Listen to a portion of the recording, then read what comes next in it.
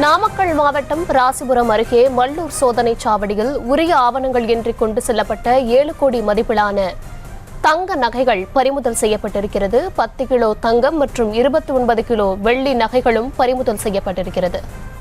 தேர்தல் அலுவலர் ஸ்ரீனிவாசன் தலைமையிலான குழு இதனை பறிமுதல் செய்திருக்கிறார்கள்.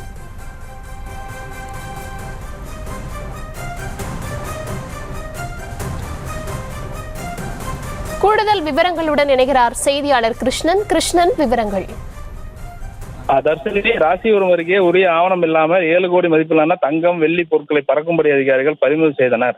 நாமக்கல் மாவட்டம் ராசிபுரம் அருகே மல்லூர் சோதனை சாவடியில் உரிய ஆவணங்களின்றி கொண்டு செல்லப்பட்ட 7 கோடி மதிப்பிலான 10 கிலோ தங்கம் 29 கிலோ வெள்ளியை தேர்தல் அலுவலர் சீனிவாசன் தலைமையிலான அதிகாரிகள் பறிமுதல் செய்துள்ளனர். சேலத்திலிருந்து மதுரைக்கு ஈச்சர் வாகனத்தில் சேலம் டு மதுரை கொண்டு சென்றது தெரிய வந்துள்ளது. உரிய ஆவணம் இல்லாமல் கொண்டு சென்றதா அதனை பறிமுதல் செய்த அதிகாரி ராசிபுரம் தாலுகா அலுவலகத்தில் உள்ள தேர்தல் நடத்தும் அலுவலர் முத்துராமலிங்கம் அவரிடம் ஒப்படைக்கப்பட்டது. இவை அனைத்தும் ராசிபுரம் அலுவலகத்தில் ஒப்படைக்கப்பட உள்ளனர்.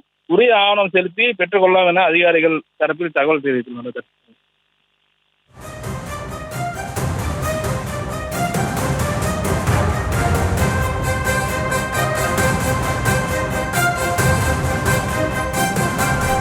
விவரங்களுக்கு நன்றி கிருஷ்ணன்.